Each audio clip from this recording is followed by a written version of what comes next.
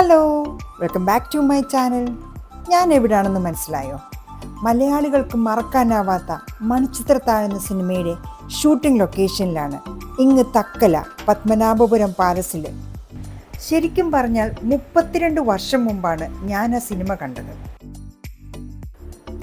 ആ സിനിമയുടെ ഷൂട്ടിംഗ് ലൊക്കേഷനിലേക്ക് ഒന്നുകൂടി ഒന്ന് പോയി. ഇതിനകത്ത് ടിക്കറ്റിന് 50 രൂപ, മൊബൈൽ അകത്ത് കൊണ്ടുപോകണേ 10 രൂപ, ഒരു മൊബൈലിന് 10 രൂപ ഫോട്ടോ എടുക്കുന്നത്. അപ്പോൾ ഞാൻ പറഞ്ഞു ഒരെണ്ണം എടുത്താൽ മതി. അപ്പോൾ നമുക്കിനി ഇറങ്ങാം. ഈ ടിക്കറ്റ് കൗണ്ടറിൻ്റെ ഹാളിൽ തന്നെ ബെഞ്ചുകൾ ഇട്ടിട്ടുണ്ട്. വലിയ തിരക്കാണെങ്കിൽ നമുക്ക് ഇവിടെ ഇരിക്കാം. ചെരുപ്പുകൾ ഇവിടെ സൂക്ഷിക്കണം. നാഗവല്ലിയെയും നകുലനെയും ഡോക്ടർ സണ്ണിയെയും ഒക്കെ ഒന്നുകൂടെ കാണാൻ പോകുന്നു. പഴമയുടെ പ്രൗഢിയോടെ നിൽക്കുന്ന കൊട്ടാരം എല്ലാം അതുപോലെ തന്നെ മെയിൻറ്റെയിൻ ചെയ്തിരിക്കുന്നു. തേക്കിൽ തീർത്ത കൊത്തുപണികളും അലങ്കാരങ്ങളും.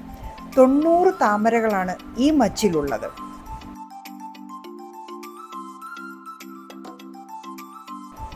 ഇത് രാജാവിൻ്റെ കസേര. അടുത്ത് തന്നെ കട്ടിലും കിടപ്പുണ്ട്. ഇനിയുള്ളത് ഒരു ഭഗീരഥ പ്രയത്നം തന്നെ. ഈ കുത്തനെയുള്ള ഗോണി കയറി വേണം നമ്മൾ മുകളിലേക്ക് പോകാൻ. സൂക്ഷിച്ചില്ലെങ്കിൽ നമ്മൾ റിവേഴ്സ് ഗിയർ അടിച്ച് നേരെ താഴേക്ക് പോരും.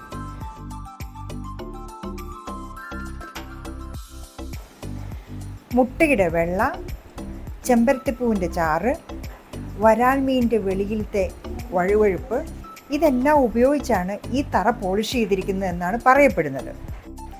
രാജാവ് മന്ത്രിസഭാ യോഗം വിളിച്ചുകൂട്ടിയിരുന്ന ഹാളാണിത്. ഇവിടെ നിന്നാണ് രാജാവ് പ്രജകളോട് സംസാരിച്ചിരുന്നത്. ഈ ടണൽ ഇപ്പോൾ ക്ലോസ് ചെയ്തിരിക്കുകയാണ്. അവിടെ ഉണ്ടായിരുന്നു എന്ന് മാത്രമുണ്ട്. ഈ ഊട്ടുപുരയിലാണ് നകുലനും ഗംഗയും കൂടെയുള്ള ഒരു പാട്ട് ചിത്രീകരിച്ചിരിക്കുന്നത്. ഊട്ടുപുരയോട് ചേർന്ന് തന്നെ വലിയ വലിയ കൽഭരണികൾ സൂക്ഷിച്ചു വച്ചിരിക്കുന്നു. പല സൈസിലുള്ള ആട്ടുകല്ല് കാണാം. ഇന്ത്യൻ ക്ലോസറ്റിൻ്റെ ആദ്യത്തെ വേർഷൻ പഴയ കക്കൂസ് ഇങ്ങനെയായിരുന്നു. ഇവിടെ നിന്ന് നോക്കിയാൽ താഴെ ഒരു വീട് കാണാം. നമ്മുടെ രാമനാഥൻ്റെ വീടാണേ. ഇതാണ് കിണ്ടിയെ പിടിച്ച കുളം. ഈ കൽപ്പടവകൾ ഇറങ്ങി ആ കുളത്തിലോട്ട് പോകുന്ന വഴിക്കാണ് മോഹൻലാൽ കിണ്ടിയെ പിടിക്കുന്നത്. കുളത്തിൻ്റെ ദൂരെ നിന്നുള്ള വ്യൂ ഇതാണ്. ഗംഗയും ഡോക്ടർ സണ്ണിയും കൂടെ പോകുന്ന അമ്പലവും അതിനോട് ചേർന്ന മരവുമാണിത്.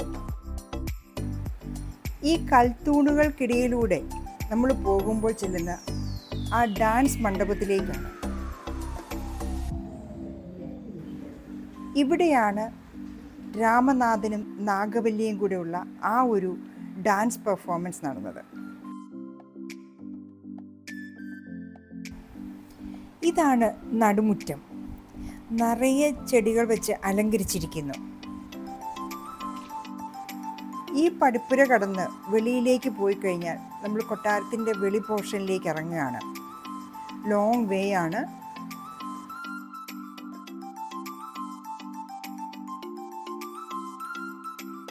ഇനിയുള്ളത് പുരാവസ്തു മ്യൂസിയമാണ്.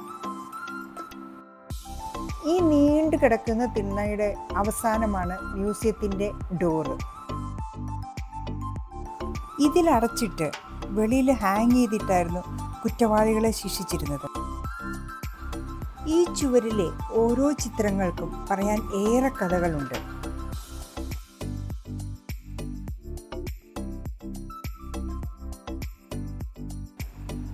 മേനക, രംഭ, തിലോത്തമ്മ ഇവരോടൊപ്പം ഞങ്ങളും ഡാൻസ് ചെയ്തു. എല്ലാം കണ്ടും കേട്ടും അറിഞ്ഞും വെളിയിലിറങ്ങിയപ്പോൾ ഞങ്ങൾ ശരിക്കും തളർന്നുപോയി. പിന്നെ ഒരു കരിക്കൊക്കെ കുടിച്ച് തിരിച്ച് യാത്രയായി.